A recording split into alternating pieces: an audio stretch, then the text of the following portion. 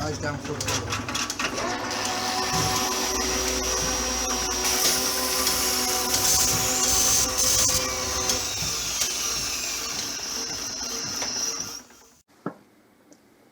Afternoon, folks. Sunday. It never ends. Today's task is to fit a new fan to our overhead projector to see if we can stop the bulbs exploding. I'll crack on and bring you back when it's in bits. Now I remember we're going to take all these nuts off. Crack on. Yep, all got to come off. Let's do it. And we're in. The only trouble is the fan lives right under there, inside there. So the next thing to do is circuit board off, which means ribbon cables and all sorts and manner of nasty things. Never mind, let's just chug on. All is revealed. We now have all these little, that ribbon cable, that's to take off, that's to take off, that's the fan, that's to take off, that's to take off. And then we lift this circuit card out and we're almost in there. There we go, folks. The den of the magical electric pixies is removed. We're almost in. We need to just get this metal frame off, which looks like it's almost off. And when we reassemble it, we have to make sure that that plugs in properly and that plugs in properly. But we're almost in there. Success! And here lies the fan. Let's rive it out and put the new one in. There we go, it's in. And now the hard part, putting it all back together. Here we go. Oh, it's going back together.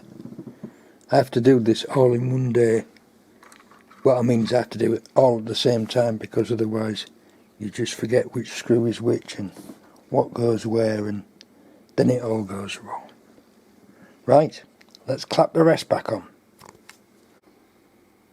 And there she is, all back together.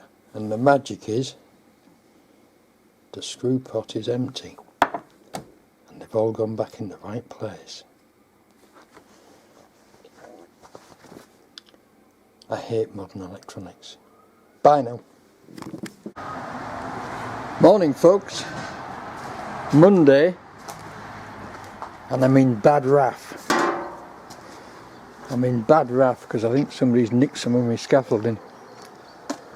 See that tower scaffolding there against the wall with a sign on it that says "Nick me." Well, there's only three lifts there now. There was 6. The boards are still there, 3 lifts are still there. Why would you nick part of it? And also somebody's nicked an acro from under there. You can't have nout, can you? You can't have nout. Never mind. Let's carry on. I've checked my security cameras, I can't see anything on it. Right, here we have it. Son of Cyberman. And the first thing I have to do is to put it on that rail, give it a bash all the way around, just to reduce its diameter slightly, so that my nice big thick piece of round steel fits in the end. Then make the handles, then weld it. So let's crack on.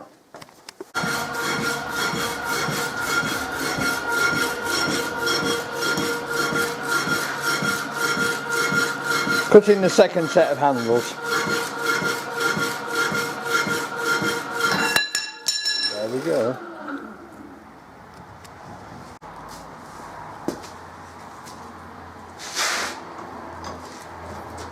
Second bend coming in.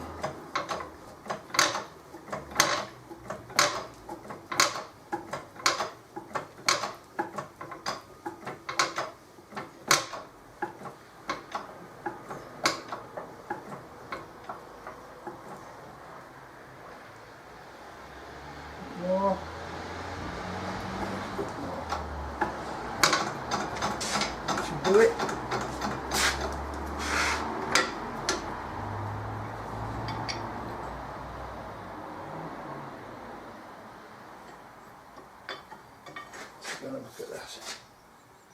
I could stand a bit more, couldn't it?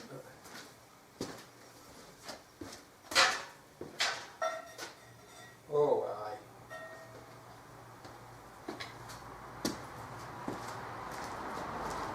Perfect. Let's see if we can make another one the same. Of course, we can find a bit of tube, which I've put down somewhere in this rag shop there.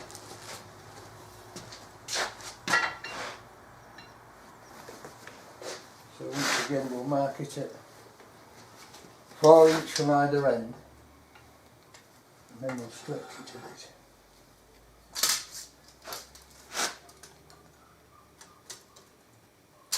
That's 4 inch from that end, 4 inch from that end, which leaves us approximately 16 inch in the middle.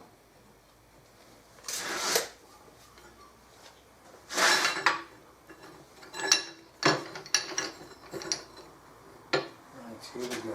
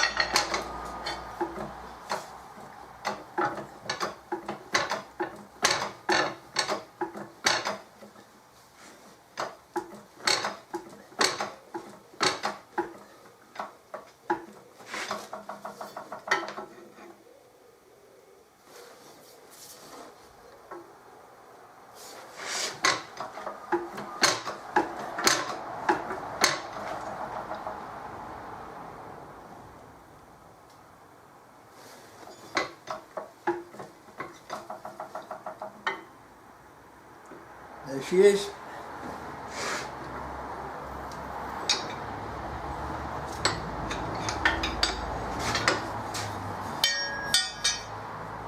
Lovely. Lovely.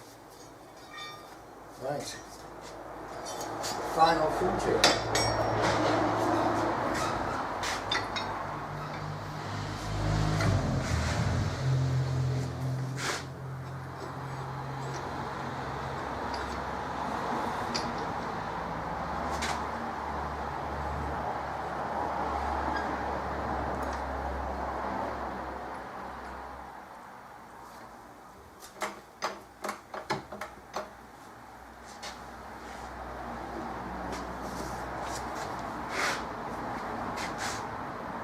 Horizontal.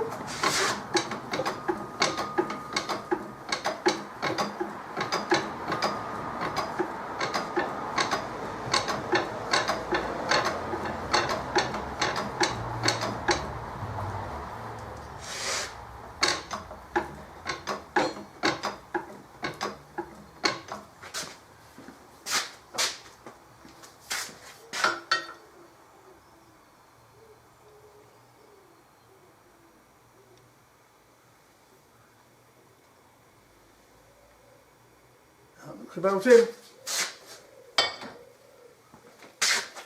A bit more for a look.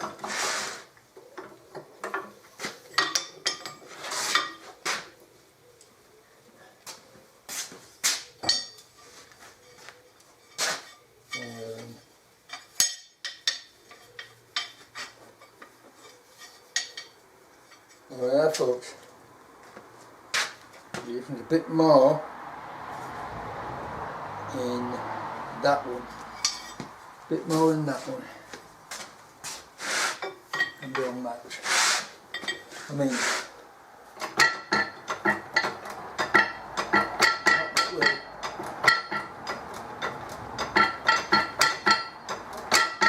it would be near enough for agriculture as it is, but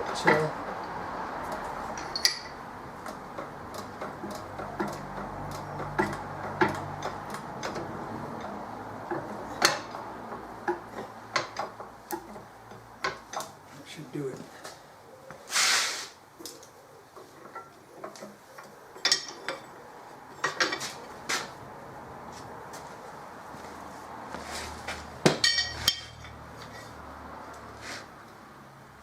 spotters on the eye, which, as I've already told you, is the Roman god of accuracy.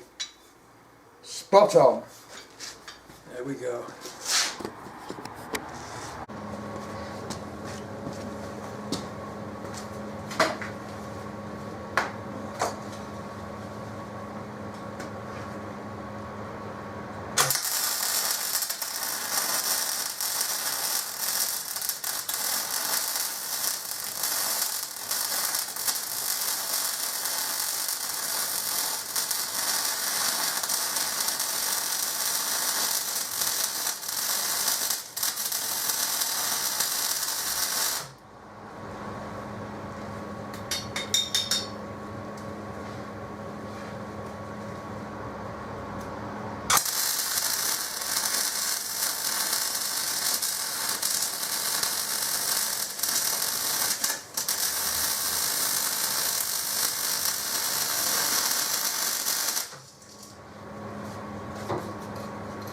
And the last piece.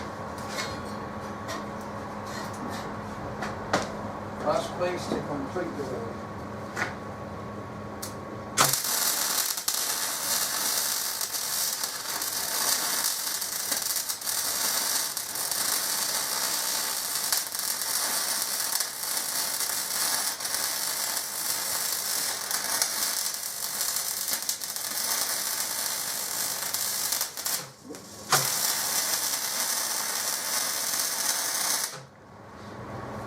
There we go. The end is welded in.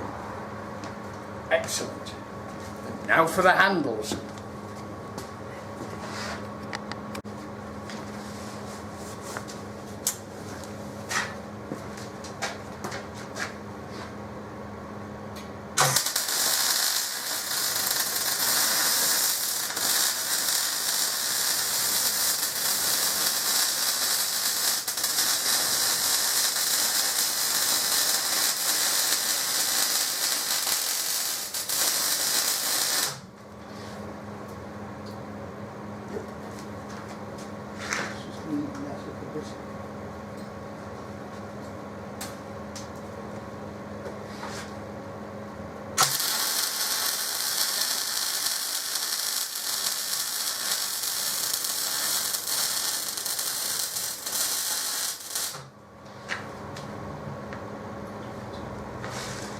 That's it. That's it, folks. Son of Cyberman. It's finished. Now, I did get complaints last week that I hadn't painted it and put the Cyberman's face in it. Well, I didn't get time because I made it on the Monday, the same as today, and I needed it for the next day. So I didn't think the paint would be dry. But there you go, there's number 2. What a tool.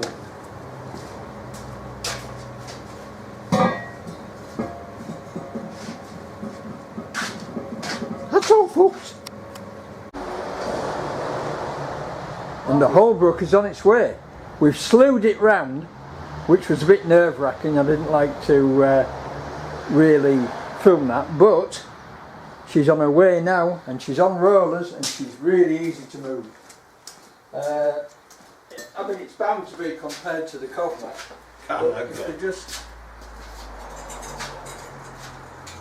so easy, so easy. Right, I'm not going to film anymore. I'm just going to move it into position because it's too stressful. It is, folks. In position number 1. Position number 2. Maybe against that wall, because that motor does stick out a long way and it does push the headstock into the workshop, but it also gives us a sort of nice herringbony feel about the lathe layout, like the old factories used to be. But never mind, we shall shake it down there, sort all its faults out, get its belt drive running smoothly, and then do some turning on it. But in the meantime, that leaves a big hole in the workshop where we can get other stuff. Right, onward. Andy's here and we've got little antiques to mend. Morning folks. Tuesday. The blackthorns are beginning to bud up, and it's another beautiful day for fencing. So we're going to get some rails clapped on, and then we're going to continue down there. Oh, we have that post to change for a longer one. But I have brought with me today Son of Cyberman, the super short post knocker. See, we've got these longer posts, and if you get the big post knocker over there, you just can't get the bugger off again. Never mind. Right, onward. That's the next section of rails fitted to the post we put in last week. We very stupidly took that post out with great difficulty, only to find out it was a long one anyway, and we hadn't got any longer, so we put it back in with the new post knocker, which works very well. Even though it is considerably lighter than the other one, it still sends them in. Right, so we're now into the mat moss there, and we're starting to rip that lot out to put some more posts in. So we've moved the dead bow tree, or elder, at great personal risk, because if you offend the bow tree witch, she always gets you. I've had a few run-ins with elder trees. Right, this is what we've done so far. We've cleared all this area, and we're working our way that way to try and get a straight line. That dead elder came from down there, that little stump you can see. Well, this is absolutely dead, and that's absolutely dead, and we're just unwinding Keith's honeysuckle off it before we take it off, and then that'll probably fall over. But it's about packing up time, folks.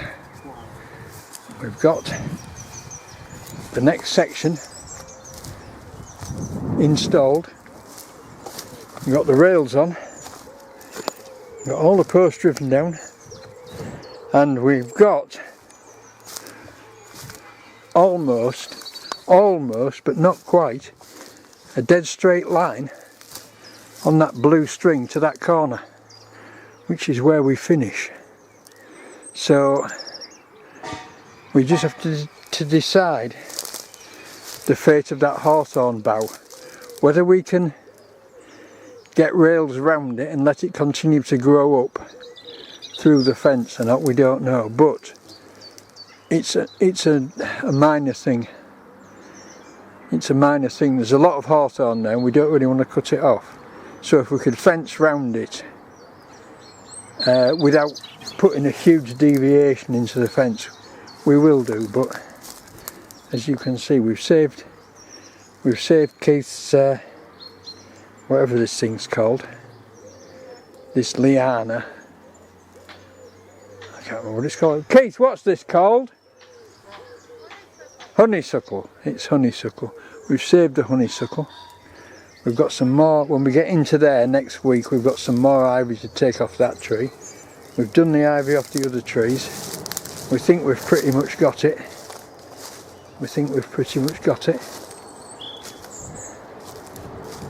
We've had a good scrape, maybe have another go at that, but we've certainly cut off the main feeders from the ground, which is what's important.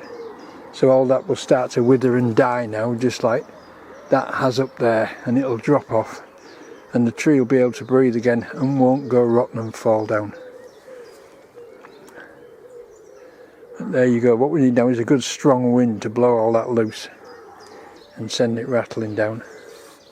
Right folks, well, earlier on, by the way, the battery ran out because I'd left the bloody camera on again. Never mind, but that's it for today. So, that roof is amazing. That roof is amazing. When we put that roof on, the shed, that shed ridge line was all over the place. It was up and down, and what was on there was the old cement sheets, asbestos cement sheets, which were covered in green moss and absolutely sodden through, right? And so we took it off and we put on lightweight steel sheets with insulation underneath them, and the whole building breathed a sigh of relief, and all the purlins started to straighten out again. And as we tighten the screws up, the purlins get straighter and straighter, and that ridge is almost perfect now. There's just that bit of the dip at this end, but it's amazing how that has straightened out, and the shed is absolutely bone dry inside. It's really dried out, it's amazing. Right, I'll see you all tomorrow for more playing in the workshop, or tidying up, or maybe Andy will come, who knows. See you all tomorrow, guys. Morning folks, Wednesday. So I thought I'd get here early and cut the grass. Well, I did. But I got here early at 9:30 and it's now 11:50 and I've just finished cutting the grass. And that's down to the fact that I had to strip the mower carburetor twice and blow it all out and find that there was a gasket sticking up from the carburetor joint that was fouling the governor, which was part of the trouble, but of course not all the trouble. It's still hunting like mad. It's the governor's not working properly. As soon as you shut it off full throttle it stops, so it sounds like the pilot jet is blocked. However, I couldn't find the pilot jet, so it must be running on the orifice of the slow running screw, which is obviously blocked. So if I can be asked to take it out again, I might do it, but it's cut all that lot quite well, and it's only stalled 2 or 3 times. Having said that, the state of this grass, the trouble is people just drive onto it and park, and it ends up full of ruts. So it's typical people abusing the bloody countryside. Bloody evil townies. Right, I'm going up to Keith now to do the carburetor on the garden tractor, because we've finally found out where the petrol's going to this time. The petrol is actually running out the carburetor overflow, so it looks like we have a blocked needle jet. So I'll take you with me and we'll go and sort that out. And here we are folks, in the guts of the Brigand Stratton. As you can see, there's quite a considerable amount of rusty, nasty horribleness in there. There was also quite a lot on the needle jet, which I haven't moved because I don't want to disturb the settings, and there's quite a lot around the float chamber there and around the needle jet, so I'm going to give it a good strip down and a clean, but try not to alter the settings. Here is the spare carburetor, which is as far as I can see virtually identical, but what was happening was it's flooding, and the needle jet wasn't cutting off, and usually the cause of that is muck behind the needle jet. So the first thing I'm going to do is take the float off, take the needle jet out, and then blow through it and check it's clear. It only takes a tiny piece of grit to hold the valve off its seat, and then it just petrol just pours through the carburetor, which is exactly what's been happening. Off we go. And there it is folks, all back together and cleaned out. So let's put it back on the vehicle and see if it pisses petrol out now. Oh god, look at the oil. Look at the oil running out of there. This is from our reject tractor, which had a donor tractor, which has had a blown piston rings. It's been seized up basically, and it's obviously been blowing a lot of oil into the carburetor. Good grief, there you go. Right, onward. Despite my conscientious ministrations on this carburetor, it's still dripping petrol out, it's still flooding. And I can't see any reason why it should be, because the needle jet appears to cut off and the float isn't sticking or anything, and the float isn't full of petrol. So we're going to give this one a quick wash off and stick it on and see if it's any better. Well folks, can you guess what happened? We got it going, it started up and must have been in gear because it shot forward and leapt into the table. But nobody died, that was damaged. And the hood's bent. Oh, the hood's a bit bent as well, yeah. Nobody died, we're alright. Right, let's get this mess sorted out. Oh dear, but its engine sounded really good. Well, there we go. We've managed to get that back on. Another piece of accident damage there. But it's going really well. It sounds a lot better than it did. And if Garden Tractor Boy is watching this, he'll be absolutely horrified by the condition of our garden tractor. But never mind. Right, job done. Morning folks, Thursday. And after yesterday's grass cut, I've picked all the sticks and litter up and I've finished down the edge of that curb. So we're looking a lot better. We're almost looking like this place belongs to real people.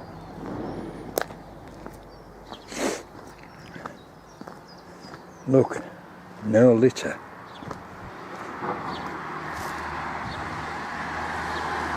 No litter at all. A few straggly bits that won't cut in again, but that'll have to wait till the next cut now. We'll get them the next time around. But on the whole, it's looking a lot better, a lot tidier, a lot more decent. And now I'm going to have a cup of coffee and a sit down because I'm knackered. That's the 3 bags of crap I've picked up. Well, 2.5 bags of crap. Right, and then something new in the workshop. What shall we do? Well folks, the tidy up is proceeding apace. That has become my goods outward shelves. I don't know if it's a wise idea to put the I can only just lift it dividing head, brown and sharp dividing head on the middle shelf in the middle, but there you go. So I've got this area more or less sorted. I've got my drills on there.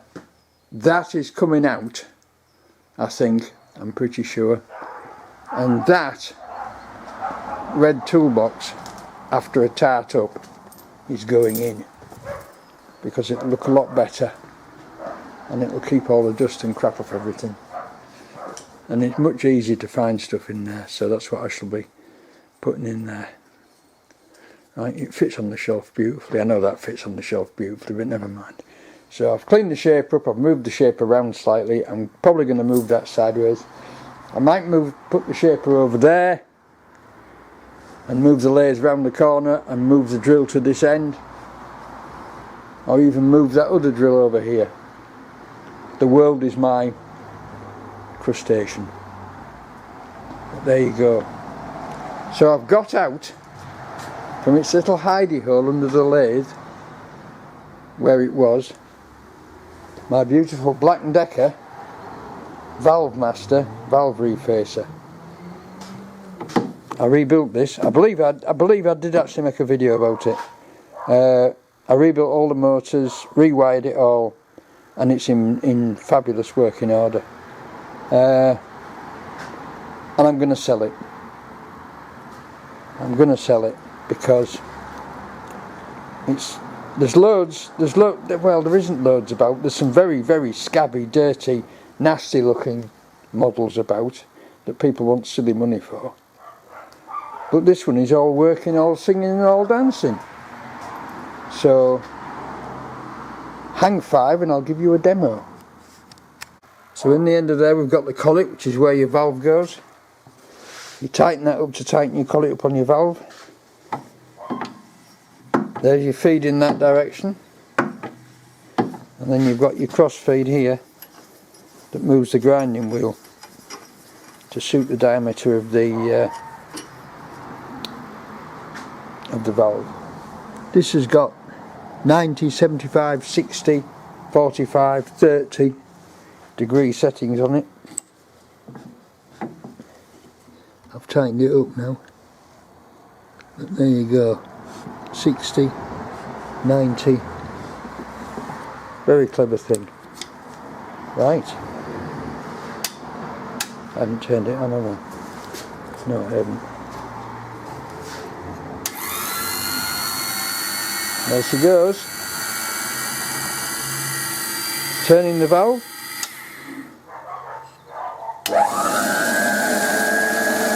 And there goes the grinder. I'm not going to run that for long because I've got no coolant in it, and the coolant lubricates the bearing for the coolant pump. So I'm not running that for long. So there you are. She all works. And she's going to be sold. And I'm going to put it on eBay, I think. I'm going to put it on eBay because there's some really khaki examples on eBay. And this one's a jewel by comparison. There it goes. It's going to go and live in goods outward with a little cloth over it to keep the dust off it. Yes folks, it's a piece of plastic coated tin. And under the doctrine of my latest saying, if not now, when, I'm making the tray for underneath the Rapidor to stop the oil peeing all over the floor. Right, so I'm wondering if I can create a folded corner like that. Does that make any sense to you? So that it will be completely oil tight.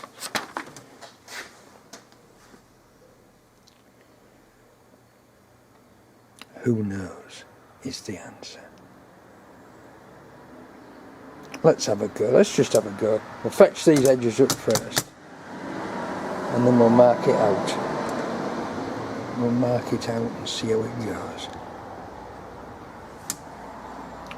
Perhaps I'm stretching the envelope too far, but we'll soon find out. First fold's done, and the second fold's marked on the outside to drop over the two rods. So let's see if we can get those done. They will be an angle iron fold, I think, because it won't go in the bender. I should probably have folded those at 90 first, but I think if I had folded that at 90 from that side,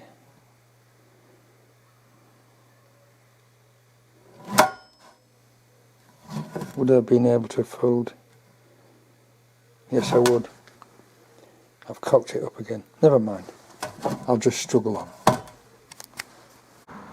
Right, that's the second bend done, or more or less. That just wants knocking down a bit more. And then I'll need to get some round bar, stick it in there and roll it round the round bar so that it drops over the two rods on the Rapidor. I'll just go and measure the diameter of those and see what I can find. There's the solution to the round bend, folks, and I am pleased to report it's produced a perfect result, an absolutely perfect result. So now all we have to do is to fold the ends in and try and create a closed-ended box without leaks. Let's give it a go. So there we are. Now we have to fold the ends up and hope for the best. I'm going to use my tin folding tool. I'll go and get it. And there we go, folks. I'm not proud of the upstands at the end, but it'll do the job. It'll keep it off the floor, and that's the main thing. There we are, folks. The answer to the Rapidor total loss oiling system. The drip tray. Right. It's the witching hour, so I'm off. I'll see you all tomorrow for Friday's fun and games. Bye now. A gleaming clean floor and a drip tray. The floor will never be soiled or oiled again. Good show. Tomorrow, people. Morning, folks. Friday. lunchtime, and the tidy up continues apace. The Rapidor drip tray is already working. Wonderful. So, how far have I got? I'm doing the bench top next, because there's all sorts of stuff that I want to take out from under the bench and photograph for sale. For instance, lots of wooden block planes, which are no use to me. So there you go. All sorts of wrangham, in fact, that shouldn't really be under there at all. It's just got stuffed under there. We could do with some of the baskets that are on the bottom level, bringing up to the middle level, because I forget that they're there. What the hell's that? Is that files? Oh my god, look at that. That looks like a box of tools from Ken's files. Right, I'm going to have a sort out. Right, I'm getting there, but I need to put this back in the metal shop, and I need to put that back in the metal shop, and so I've started sorting out stuff from the metal shop that is no longer, that shouldn't really be in here. All this should be stored somewhere else, because there's too much of it. I'm going to get rid of a lot of it. It's a shame, but there you go. Anybody wants any sheet metal, come and see me. For Christ's sake, come and see me. Right, let's be on. Friday, end of the day, end of the week. I've had a bit of a sort out. I've got lots of stuff turfed out. We're not there yet, but we're getting, every time I do this, it gets better and better. Here's stuff for goods outward. Those gates can go in the Luton. That's going for scrap, that's burst. That's the old Fordson. This is Andy's tricycle that we're going to crack on with and get done, or he's going to, you know, he might, I don't know what he wants to do with it, but I seem to be missing the back axle. He brought some metal for the back axle, but it seems to be missing, but we'll probably find it. It'll still be here. Here's an interesting old drill. It's a Bradson number 5, 2-speed. It's got a gear change on it, look. You just turn that up like that and it shifts it into the lower gear. And that's the higher gear. Or is that in neutral? No. Yeah, that's the other gear. So it's 2-gear auto feed, Bradson, and a couple of old, really big pipe wrenches. This one's American. I don't know if you can read that. It says Vulcan number 19, old style. You can probably read that better than me. Patent, that's patent numbers and dates. That's 1800s, the patent dates. And it says made in USA by J. H. Williams and Company, Brooklyn, New York. And this one, of course, is a record. So we've got the small one and the large one. I don't know what to do with those. I think I'll just sell them. What can I do with those? At my age, nothing. They're far too big. They're far too big. They're young man's tools. They're them. God, they're heavy. So that's stuff for sale. That's stuff for sale. I'm going to dig it all out next week and take some pictures. But I've got the bench cleared. I've got a lot of the workshop cleared. I've got a fucking huge pile of rubbish, so excuse my French. I've got this photographed and ready to go on eBay on Sunday. And I've got the machine shop all poshed up and the floor clean again and all the crap out and everything back on that shelf unit. And that unit has worked out rather well. got my drills down there. I'm still going to take that out, I think, and put that toolbox in there because it covers everything up. But there you go. So we're improving. Now Andy's coming next week. He's hoping to get his van back, and he's hoping to bring the D-type Jaguar replica over with him. So we can start on that. But all I shall do now is carry on Monday and see if he turns up. So, thank you all for watching. Thank you to all the new subscribers who've chipped in. Welcome aboard, people. Send me a like. Send me a comment. Make comments, because it's really good reading the comments and answering all the people who chip in. And I'll see you all next week. Beautiful evening. Bye now.